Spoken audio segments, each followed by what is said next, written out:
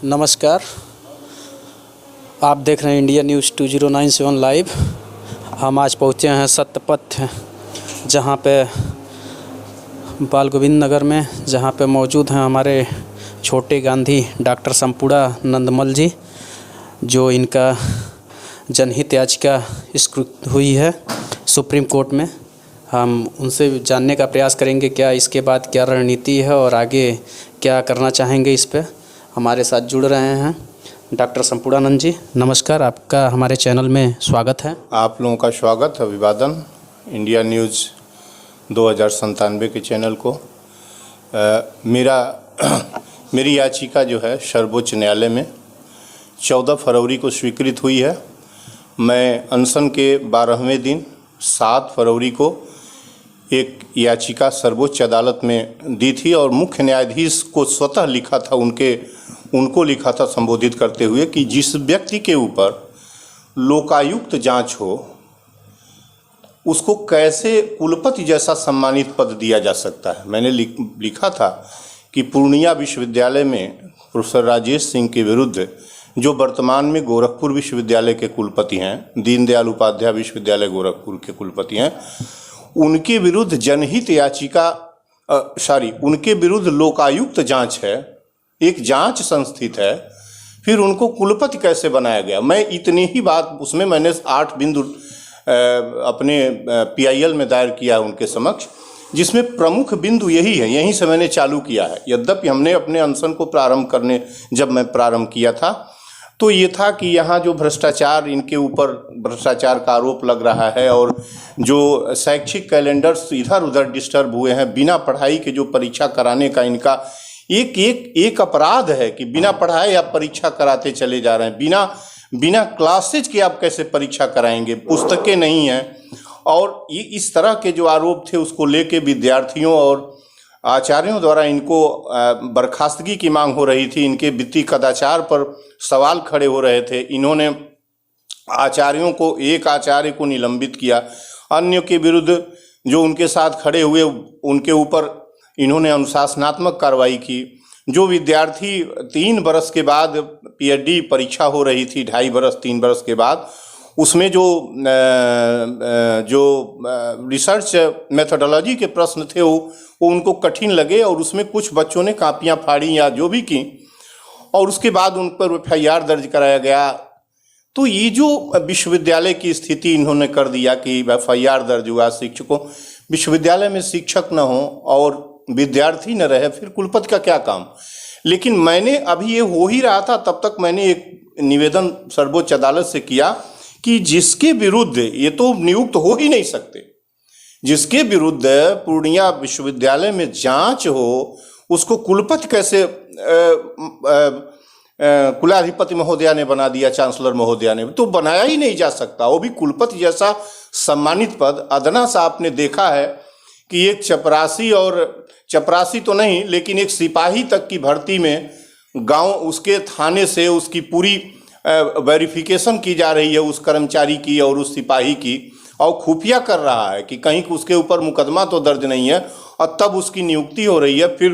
फिर कुलपति जैसे सम्मानित पद को आप नियुक्त करने जा रहे हैं जिनके ऊपर पहले से ही कोई जांच संस्थित है, बनाया ही नहीं जा सकता। और मेरे हुबहू उसी तरह के मेरे कथ्य पर जो है परम सम्माननीय मुख्य न्यायाधीश महोदय ने उसको PIL को स्वीकार किया है और मैं अब मान के चल रहा हूँ। मैंने उसकी जानकारी राजभवन को भेज भी दिया है और 2 दिन पहले राजभवन से मुझे फ़ोन भी आया था।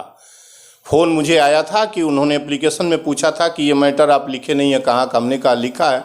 इतनी बात हुई, फ़ोन रख दिए, फ़ोन नंबर भी हमारे पास है। लेकिन मैं ये कहना चाहता हूँ कि अब इनको कोई भी अधिकार नहीं है।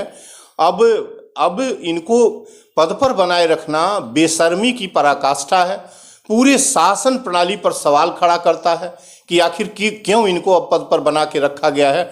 तो मैं तो मान के चल रहा हूँ, मैंने कमिश्नर साहब को परसों प्रेस वार्ता करके कमिश्नर के थ्रू मैंने भेजवा भी दिया है राजभवन को, DM साहब के थ्रू अपना PIL का इनवर्ड नंबर सहित भेजवा दिया है इनको राजभवन को। और मैं अभी कुछ भी नहीं मांग करता कि जांच कराइए न कराइए।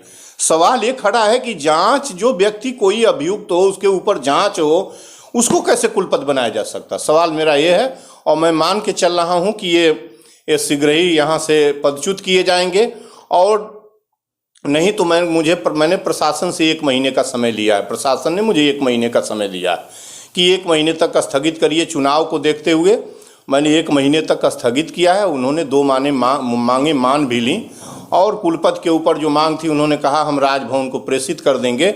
लेकिन इसी बीच मुझे ये पता नहीं था कि PIL एक्सेप्ट होगी, लेकिन एक्सेप्ट हो गई है PIL। 14 फरवरी को एक्सेप्ट हुई।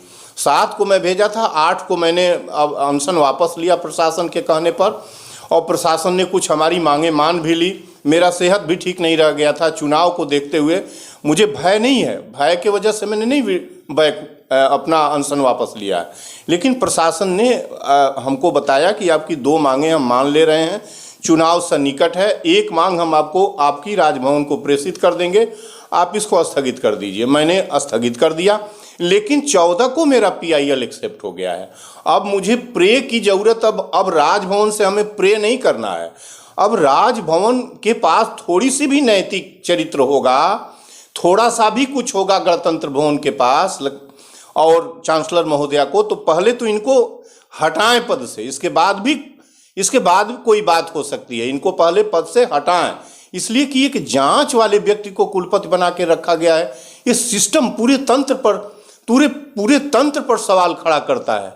ये क्या मतलब है इसका? ये मतलब है मेरा, और मैं समझता हूं कि ये 10 के पहले हट जाएंगे। नहीं हटते हैं तो 10 तारीख के बाद मैं विश्वविद्यालय पर ठीक ढंग से अपना आंदोलन चालू करूंगा, सत्याग्रह करूंगा, और इनको रहने का कोई अब अधिकार नहीं रह गया है। कहीं ना कहीं अगर आपका PIL एक्सेप्ट हो चुका है, कहीं एक्सेप्ट होने के बाद भी अगर आपकी मांगें नहीं मानी जाती हैं, तो उसके बाद आपकी क्या रणनीति होगी और क्या छात्र के संदर्भ में आपका संदेश होगा? नहीं, छात्र के लिए तो प्रशासन ने, देखिए, छात्र के लिए तो प्रशासन ने उनका मुकदमा वापस ले लिया है। DM साहब ने स्वतः ही, ADM साहब कहे कि हम कह रहे हैं वो वापस हो जाएगा। यद्यपि अभी कुलपति को अगर नहीं हटाया जाता है आपका PIL स्वीकृत होने के बावजूद, तो उसके बाद आपकी रणनीति क्या होगी? देखिए, PIL स्वीकृत हो गई तो कुलपति को जाना है, नहीं जाने का तो आप ये बात कह रहे हैं, मैं तो सोच भी नहीं सकता। यदि उसका वायोलेशन होता है PIL के एक्सेप्ट होने के बाद, मेरा यही PIL चालू है कि जिस व्यक्ति के ऊपर पूर्णिया में जांच संस्थित है विश्वविद्यालय में, उसको तो कुलपति बनाया कैसे गया? किस संवैधानिक व्यवस्था में बनाया गया? क्या इस देश में कोई और इनके लिए आचार्य नहीं मिल रहा था, प्रोफेसर नहीं मिला पूर्णिया से लेके गोरखपुर तक?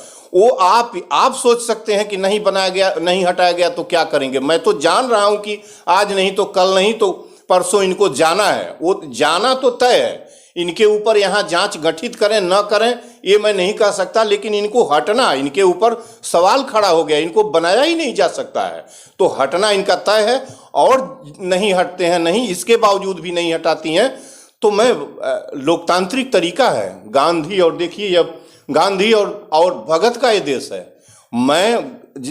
मैं इस बात को पहुंचाऊंगा संदेशा, और ऐसे नहीं चल सकता है।